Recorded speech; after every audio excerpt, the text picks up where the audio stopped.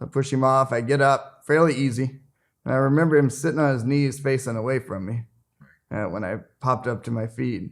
And he turned toward me and started raising a gun toward me. I know what to do. Sidestep and draw my gun. When I went to draw, I looked down and was like, that's my gun.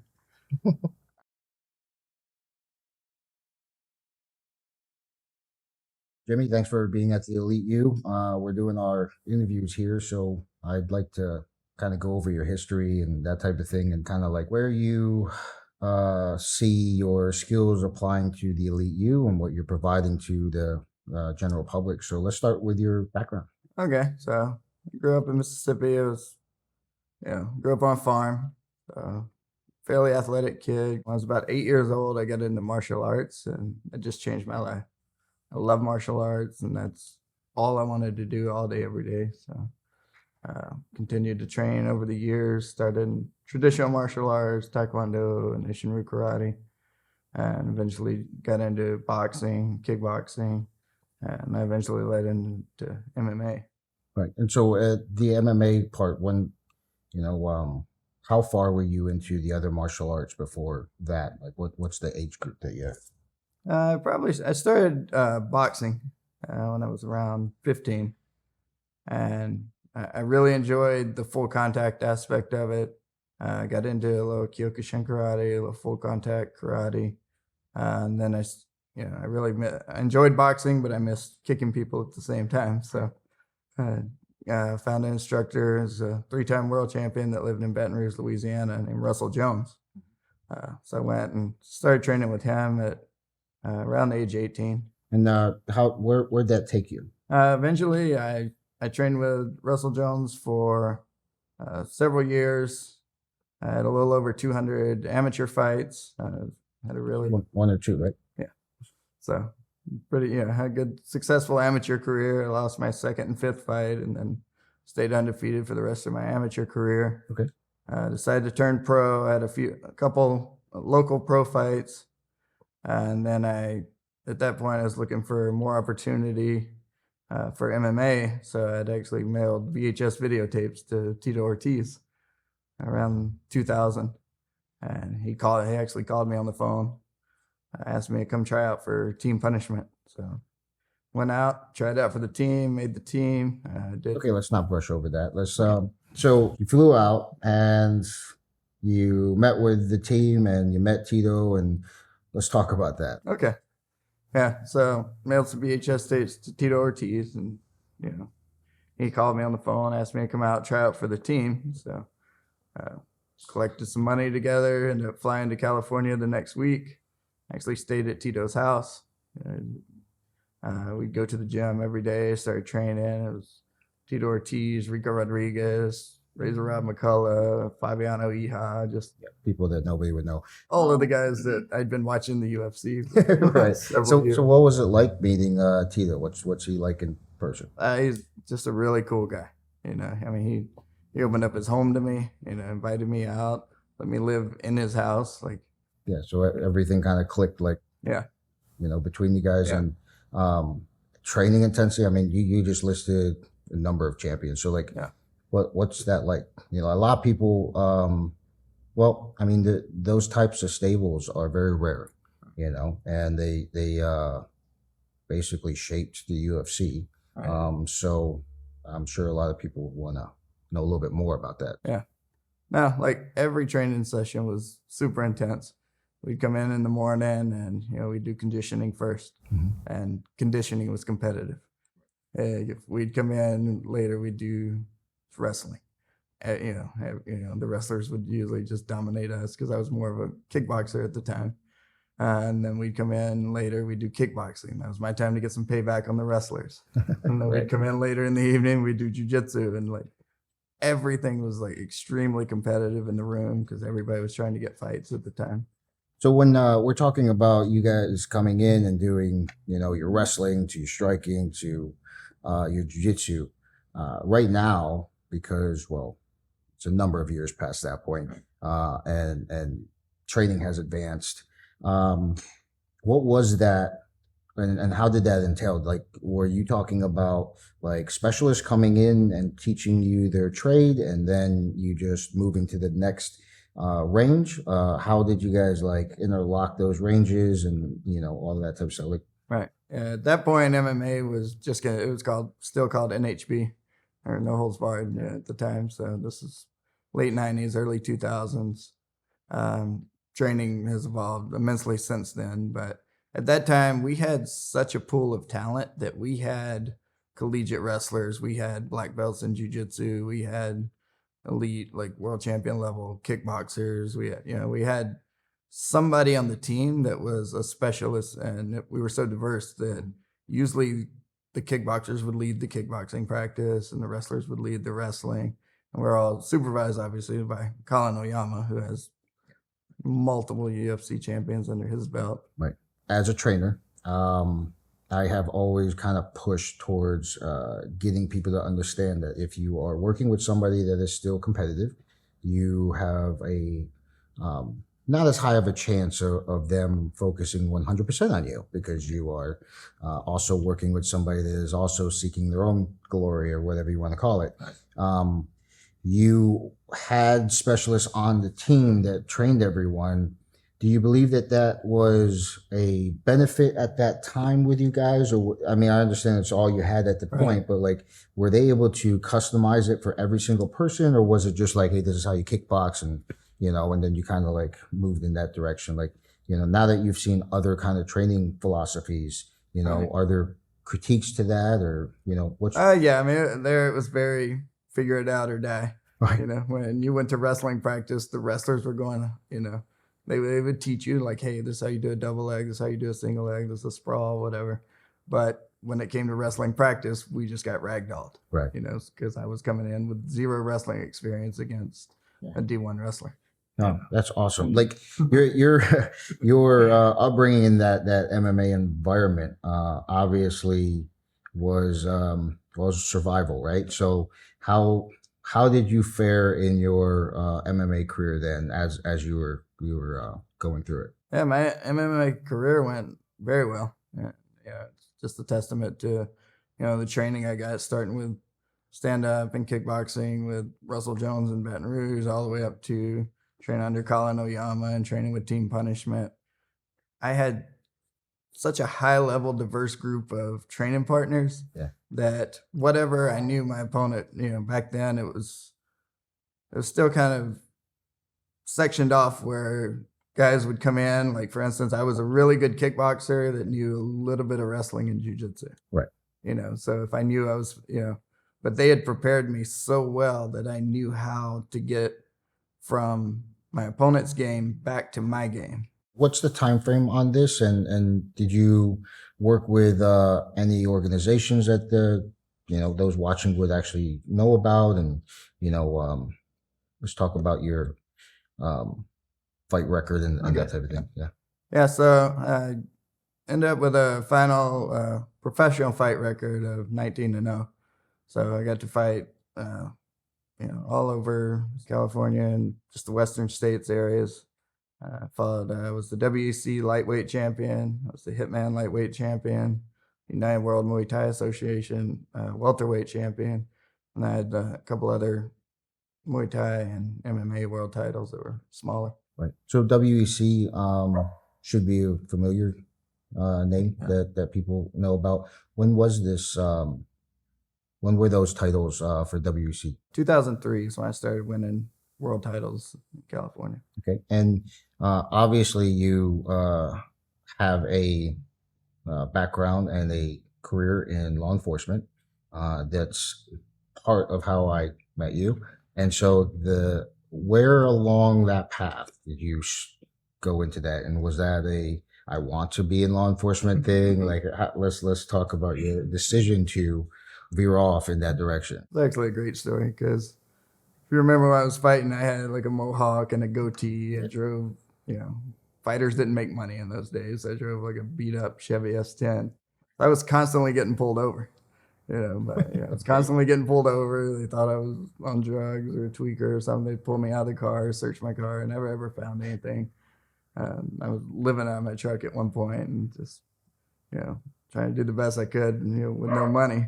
And a buddy of mine that I started training was a deputy for the LA County Sheriff's Department. And, I told him, like, my kind of plan was by the time I was 25, if fighting wasn't paying the bills like I wanted it to, I had to find something else to do. I assumed I would open a gym. Right. Wasn't sure what else does a fighter do at the end of their career. But he asked me one day, he goes, "Hey, have you ever thought about being a cop?" I'm like, "Hell no, I hate cops." Like, always pulling me over and messing with me, harassing me. So he was like, "I'll tell you what, shave your head. Come on, ride along with me." We're still really good friends to this day.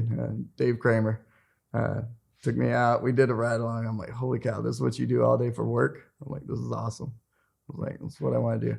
And so, real peaceful place that you learned how the ins and outs of law enforcement. Where specifically have you, worked at? And let's talk about some of the more common issues that you've, encountered there. All right, so I started my career started at Irvine PD jail as a civilian jailer. It was my first law enforcement related job.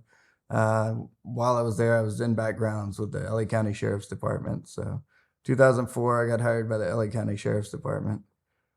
Went through the academy, and then I went to Men's Central Jail. Worked there for almost 3 years. Worked in mostly in the high power gang module. So it was all the heads of the Mexican Mafia, Aryan Brotherhood, or people that were just deemed too violent to be in general population. Yeah, real nice people, right? So anything in particular that you can think of that was just a consistent issue that happened, and kind of like feedback on, what law enforcement has to deal with in that environment, so that we can kind of branch off. Through the academy training, they have a lot of stuff that they have to teach you in a very short period of time. So the training, they do the best they can, training people from zero to making them a deputy in 6 months, and then they get sent out into the jails with people who are career criminals. Right. Who spent their whole life surrounded by violence. And, a lot of these kids have never been in a fight in their life. So I saw that was a big issue, and just the way I went into it, just with my background of training my entire life, as opposed to, I worked with a guy, he's like, I bagged groceries at Ralph's, and then I went to the academy. That's all I've done in my life. Like, I never played sports. I never did anything else. And, you could tell, like the inmates could tell, you'd see, like, when somebody that wasn't as confident would walk down the road, they would get messed with a lot. Right. And then usually I would walk in right behind them, and they would just say like, oh, I had a decent relationship with the inmates. Like, I was never rude to them, never yelled at them. And I found out respect went a long way and worked both ways. Right.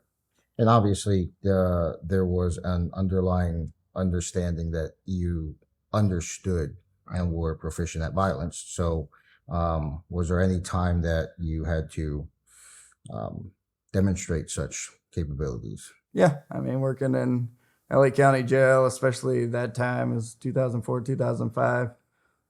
We were having a lot of race riots inside the jails. I was on our cell extraction team. I was on our emergency response team, where we'd respond to riots in the jail.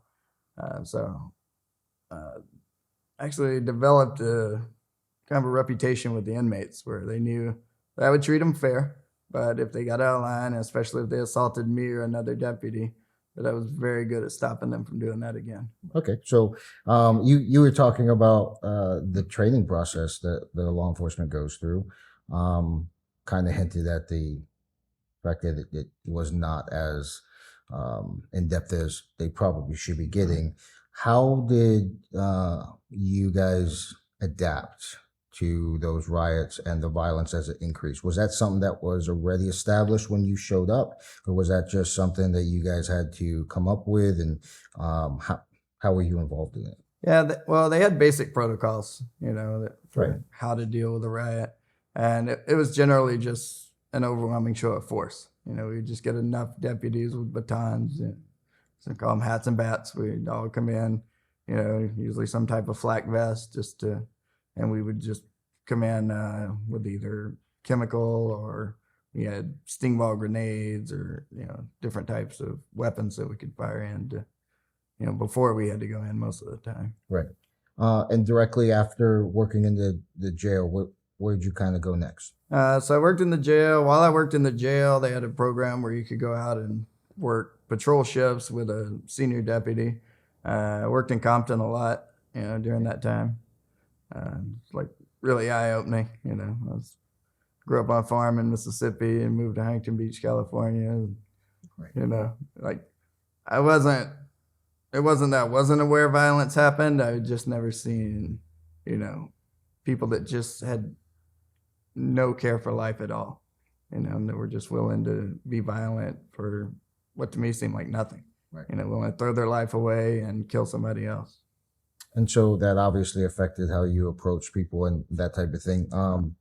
Is there a point in which you started to develop those programs, or was that just kind of like over time? So, you have a training company that is, I know that you have helped run other academies for jiu-jitsu and that type of thing. And you and I have worked together through your training company on passing on good skills to law enforcement. But in that thought process, you're talking about an extensive background dealing with violent communities or violent people from those communities. Where was the development of your thought process and all that? Well, a lot of it started, if I go back a little bit, like I worked as a bouncer like in my teens and early 20s.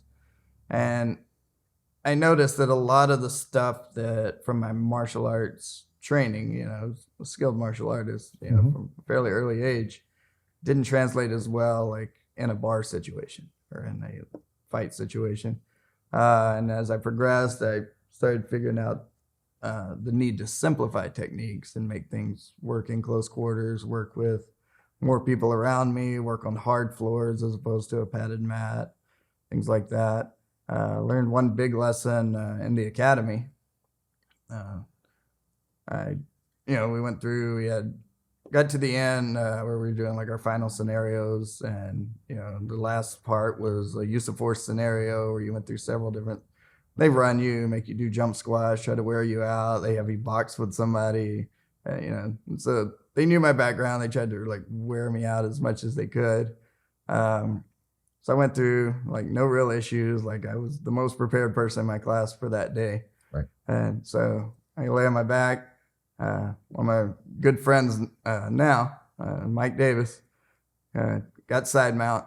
And I was like, okay, cool. I know I've been here 1,000 times. And they're like, go. So I push him off. I get up fairly easy. And I remember him sitting on his knees facing away from me when I popped up to my feet. And he turned toward me and started raising a gun toward me. I was like, I know what to do. Sidestep and draw my gun. When I went to draw, I looked down and was like, that's my gun. I walked around for about an hour and a half with them. Like I told them I quit. I'm going to get myself or somebody else killed. I have no business doing this job. And they're finally like, hey, stop. That will never happen to you again. And that was really the beginning. Like that day, it was the beginning of like, I have this huge, extensive martial arts background. And I just died in that scenario, so obviously I need to change something for the job that I'm going into. And that really started to get the ball rolling where I was like, okay, I started developing techniques and, I was looking at what we did and what I did in martial arts settings. And I was like, okay, that exposes my gun. This exposes my gun. This puts me in a bad position for what I need to do. Yeah, there's a lot for law enforcement. Yeah, well, yeah, and specifically for that career field, you're talking about scenarios that are obviously not taught in martial arts. The thought process that you can take a martial arts background and just walk into another career field, right, and use those skills would be very, very difficult. And one of the other things is that most people try to learn martial arts and they try to adapt it before they actually know how to utilize that martial art, right? So like, I mean, we've talked about this plenty of times before. Like the thing is that it's like, hey, I'm going to take what's good of this and that, and I'm just going to like throw it in, and I'm going to, create this system, or I'm going to teach advanced martial arts skills to people that have no skills whatsoever, because that's the good stuff of this martial art, and therefore it will work. And then it doesn't work, and people are like, well, why? Well, because you didn't study long enough. you had a background in a number of martial arts where you were really proficient. You had the ability to perform well in those environments. And even with that, you walked into law enforcement and realized, okay, now I need to start adapting things. Were there things that outside of, obviously weapons retention and that type of thing that were consistent where you were like, hey, I need to apply this, or I'm working with officers that don't have my background, where's the disconnect between your skills, what you learned that day that started that process, and then what you want to teach people? Yeah. So one of the big things that I learned is, I see a lot of people, most defensive tactics instructors are skilled martial artists. They love to train, and that, they put a lot of time and effort into it. And now they're trying in a very short period of time to get their students to do what took them years and years and years to get to the level where they're at. Right. And if you ask really any defensive tactics instructor anywhere in the country, what's your biggest problem with your guys? Like, they don't train. Oh, they don't train the way you train. They don't train, they don't have the same passion for going out and getting smashed on the mat every day. Like, it's an acquired taste. It's very so special people. Yeah. And that's not going to change. The majority of law enforcement officers aren't going to go on their own time and money, go to a gym and fight several times a week. So that's when I started. So right around the time I met you too. And, we talked about it fairly early. I need, so me knowing as an instructor that the people I train are only going to train the day I train them. Right. And they need that skill tomorrow. They need that skill as soon as they leave the class. It's a high requirement they're placing on you. Yes. Yeah.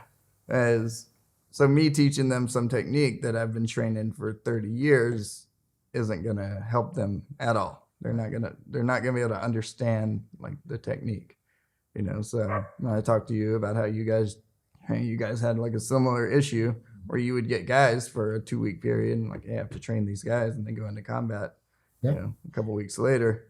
So the idea of streamlining the tactics and the program to where there's less techniques and more principles and more, this is why this works. These are the basics that you need to know to get yourself back to a safe position. That all kind of started with one of our first conversations. Yeah, when I met you, and obviously it's something that I had done for a number of years and kept doing, afterwards. But I commended you because I was like, look, we never had the opportunity to work with law enforcement extensively, mainly because our background was with the military. And obviously, when you deal with the military, there are certain leniencies in one direction or the other that law enforcement doesn't have. And I commend you. I was like, dude, first off, the job of being a law enforcement officer is one of the hardest jobs, bar none, period. Mainly because you have limited amount of training. You are asked to go into an environment and assess the scenario as peacefully as you possibly can, knowing that at any point that can go into a violent scenario. You will be judged for every single action that you do, and you are supposed to be held accountable for every, it's just a ridiculous notion that you are held to. Like that's just like weird. But at the same time, we understand that requirement, and we are going to do our best to create a system or give skills that fit that. The question is, are the people passing on that information? Do they understand exactly what you just said? Like, do they understand that they will never pass on the passion that they have for martial arts training and whatever? And this is a lesson that I know that my father learned. And it was something that had to be reiterated over and over through the years. It's like, look, you can create a system and lean on the fact that you are put in a bad scenario. Therefore, you should learn skills that will get you out of that bad scenario. Therefore, that should be your motivation. And the lesson that is learned is that's still not enough. The fact is that people will not put it as a priority for a number of reasons. One of the reasons was always some people just don't want to know how dangerous the scenarios they are in. Right. Like if you go and you deal with someone like you or someone like me, and then you have no skill set and you're like, this is my job and I'm going to have to cuff this guy. And then you practice that or attempt to do so, and you realize, okay, that wasn't even hard for that guy. Now tomorrow you're going to put on the uniform and you're going to walk out and be like, that guy could be any guy that I'm dealing with. So the thought process of ignorance is bliss is a little bit of something that you have to get over as a trainer. And we had talked about all of that and going, look, even with all the hurdles that we have, we still owe it to the people that we care about that, look, we're going to do that. And so we worked together on those programs. And was that about the time that you started to really push into your department for training? Like, were you able to actually affect the defensive tactics program? Yeah. So a big thing, me looking at, I talked to hundreds of instructors from all over the country.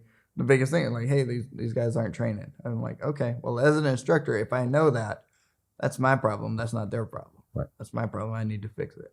I need to teach them something that works for them. So that's when I started just working on different things, working with a lot of different guys, and we'd get out and just pressure test stuff and see. Okay, I brought in guys that didn't have any training but were somewhat interested. I'm like, hey, okay, try to take them down this way. I'm like, okay, that didn't work. Let's try it this way. And we were able to develop a system that was like very basic and simplistic, and like the ideas behind it that actually you started to see that the takedowns that we would teach them, you would actually see that same takedown performed in the field. Whereas before, like, we would show all these moves and then we would see just chaos when they would go out and try to take it, because they didn't have the skill level to perform those techniques. So by simplifying it and just giving them like simple directions, like, hey, to take somebody down, I need to control the wrist and put pressure on the elbow. Figure out how to do that. Instead of going, this hand has to be here, this is step 2. You're never going to get that step 1, step 2, step 3 technique in a dynamic situation. Right. The one of the conversations that we had over the years was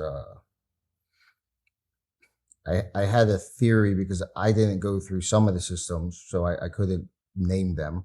But you learn techniques or tactics from other systems, and you're like, this is really not effective. It's close to what it should be, but it's like, it's slightly watered down. Right. And you would go, what is the process? Because dealing with the military, we realize that happens a lot, because you are dealing with the larger groups. Right. And what you're trying to do is you are trying to make sure that nobody gets hurt, but you're also trying to teach them something that would work. But the thing is that it's a weird concept. Like, right, you're taking an effective technique and watering it down and then going, it still works. Right. And it's like, no, it doesn't. It doesn't work. You're taking the dangerous part out of it to make sure that people who are not trained, can practice and not get hurt in an environment where they're just trying to pass. Did you find that by pressure checking all of your stuff and going, like you just talked about, wrist and elbow control, right, it's something that we worked ourselves, and obviously working together, that's a similar thing. A lot of systems transition their forearm or their hand up towards the tricep to the shoulder to lock out the arm and then try to drive them down. Your thoughts on the fact that they know that it should be on the elbow, but they don't? Why? Because they worry about students getting hurt in practice. That's a big thing. And part of that is you have to have safety protocols for your training. Right. So by teaching them, hey, don't just have a limp arm when they're going to lock it out straight, teaching the bent arm like, you did with your knife defense and everything else. I took a lot of that stuff back and started applying it to what I was able to teach to law enforcement. it's training personal responsibility into everything that you do. And it's something that when I had shown you that, it was like, oh, that makes a lot of sense. And it's something that we do in martial arts. Like when you really train properly, you are making sure it's as clean and to the point as possible, but you are providing yourself, as Tony Blauer calls it, being a good bad guy, right? You are simulating how a bad guy would attack, but at the same time, you understand where the danger is and what that person's about to do to you. Right. And this is something that we got pushed back on from the military, because it's like, okay, so they have to protect themselves. Why? Well, because we're going full. And it's like, well, why don't you not go full? Because if you don't go full here, you're not going to go full out there. And, and it's like, but what about safety? Safety is on the attacker. That person that I'm doing the technique to should be able to keep themselves safe. Working with law enforcement, I know that you hit resistance with that type of thing. How did you get around that? Or did you? Yeah, I was able to get around. Like, I had a great command staff. Like, after I left LA County, I continued to teach for their academy. I went to the Torrance Police Department. I had a great command staff, and they just basically handed over the entire use of force program to me. Let me develop and do, whatever I wanted with it, and they were happy with it and supportive. There was a little bit, because there was still like the old way of thinking, like, I just, you always have your people that come to class. Like, my goal is to not get hurt in this class. I'm like, okay, well, let me show you how to be a good bad guy so you don't get hurt.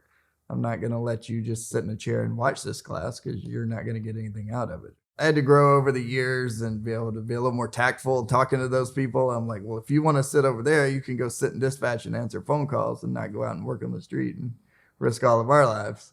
But over the years, like, I got better at like explaining that to people. I'm like, hey, like, we're gonna go harder and faster than you probably have in other classes, but there's gonna be a build up to that, and you're gonna learn how to protect yourself before we go into that. So yeah, there's I know that with your use of force, it's pretty extensive, and it is a progressive system. And that's one thing that I would like to have you speak on at later videos.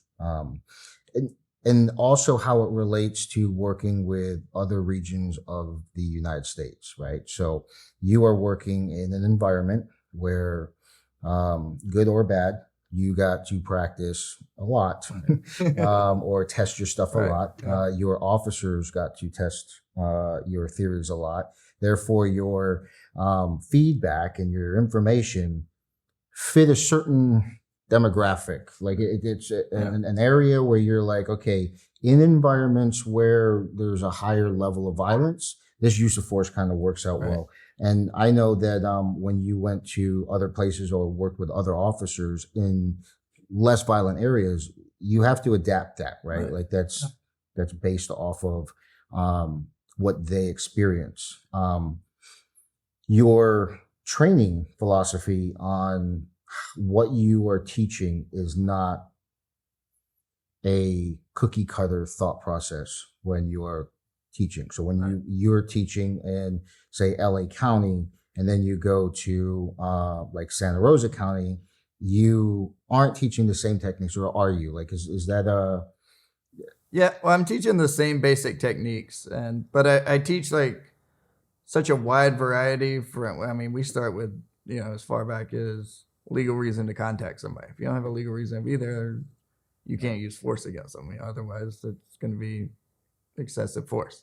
We talk about something as simple as, like, if somebody starts to walk away from you and you don't have a right to detain them, you don't have any type of legal right to detain them, and you just reach out and touch their shoulder and like, hey, come here. That's excessive force. Right. As far as the law is concerned. So excessive force isn't the Rodney King beating that everybody, it can be, I say the biggest answer, probably the most common answer in law enforcement, people like, hey, what do you do in this scenario? Is always, it depends.